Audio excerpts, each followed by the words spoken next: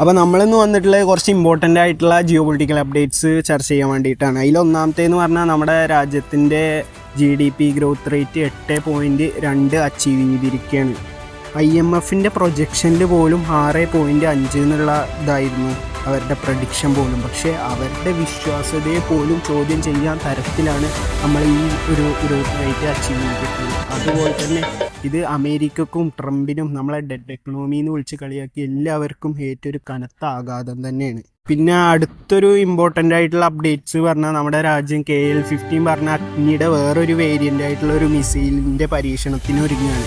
അതുകൊണ്ട് തന്നെ ഒരു 5000 കിലോമീറ്റർ റേഞ്ചിലാണ്, അതിൻ്റെ ഉള്ളിലാണ് നോട്ടാൻ പ്രഖ്യാപിച്ചിട്ടുള്ളത്. പക്ഷേ ഇതിൻ്റെ ഏകദേശം റേഞ്ച് വരുന്നത് ഒരു 7000-7500 റേഞ്ച് എന്തായാലും വരും. പക്ഷെ നമ്മൾ ഒരിക്കലും അതിൻ്റെ ആക്ച്വലായിട്ടുള്ള കിലോമീറ്റർ അല്ലെങ്കിൽ ഇത്ര ദൂരപരിധിയിൽ നിന്ന് ഒരിക്കലും നമ്മൾ പുറത്തു വിടാറില്ല. കാരണം നമ്മളങ്ങനെ പുറത്തു വിട്ടാൽ നമ്മളെ ഡിപ്ലോമസിയിൽ നമുക്ക് അഫക്റ്റ് ചെയ്യും. വെസ്റ്റേൺ രാജ്യങ്ങളും അതുപോലെ തന്നെ അമേരിക്കയൊക്കെ നമ്മളെ ശത്രുപക്ഷത്താക്കാനും ചാൻസ് ഉണ്ട്.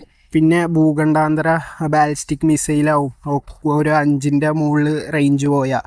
അതുകൊണ്ട് തന്നെ നമുക്ക് കുറേ നിയമങ്ങളും ഇതൊക്കെ അന്താരാഷ്ട്ര തലത്തിലൊക്കെ നമുക്ക് വെല്ലുവിളിയാവുന്നതുകൊണ്ടാണ് നമ്മളിപ്പോൾ തൽക്കാലം ഇങ്ങനത്തെ വലിയ വലിയ മിസൈലിൻ്റെ ഒക്കെ ഇത് കൃത്യമായി നമ്മൾ വെളിപ്പെടുത്താത്തത്.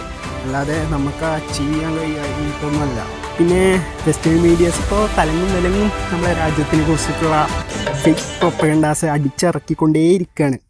ഇപ്പോൾ അവർ പുതിയതായിട്ട് പറയുന്നത് നമ്മളും അർമേനിയയും തമ്മിലുള്ള തേജസിൻ്റെ ഡീല് ഫ്ലോപ്പായി, അത് അർമേനിയ റദ്ദാക്കി, അത് വേണ്ടാന്ന് പറഞ്ഞു എന്നാണ് പറയുന്നത്. പക്ഷെ ഇത് തികച്ചും വ്യാജമായ ഒരു വാർത്തയാണ്. നമ്മളും അർമേനിയയും തമ്മിൽ ഇങ്ങനെ ഒരു ഡീലേ ഇല്ല. നമ്മൾ അർമേനിയക്ക് തേജസ് ഓഫർ ചെയ്തു എന്നുള്ളത് സത്യമാണ്. പക്ഷെ അവരൊരിക്കലും അത് അക്സെപ്റ്റ് ചെയ്തിട്ടില്ല, റിജക്റ്റ് ചെയ്തിട്ടില്ല. പിന്നെ അവർക്ക് നമ്മളെ കയ്യിലുള്ള സുഗോയിലാണ് താല്പര്യം. അതവർ നമുക്ക് മുന്നിൽ പറയും ചെയ്തിട്ടുണ്ട്. പക്ഷേ നമ്മൾ കൊടുക്കുമെന്ന് സംശയമാണ്. കാരണം അതിന് കുറച്ച് സെക്യൂരിറ്റി ഇഷ്യൂസ് ഉണ്ട്. കാരണം നമ്മളത് അവർക്ക് കൊടുത്താൽ അത് നമുക്ക് വേണ്ടി നമ്മൾ അതിൽ എഡിറ്റിങ്ങും കാര്യങ്ങളൊക്കെ നടത്തിയിട്ടുള്ളതാണ്. അതുകൊണ്ട് തന്നെ അത് നമ്മൾ അവർക്ക് കൊടുക്കുമ്പോൾ അത് അസർബൈജാൻ സ്പൈ വർക്ക് ചെയ്യാനും ചൈനക്കും പാകിസ്ഥാനും അതിൻ്റെ ഡീറ്റെയിൽസ് മറിച്ച് നൽകാനും സാധ്യത ഉള്ളതുകൊണ്ട് തന്നെ നമ്മൾ കൊടുക്കാൻ ചാൻസ് കുറവാണ്. നമുക്ക് അറിയില്ല.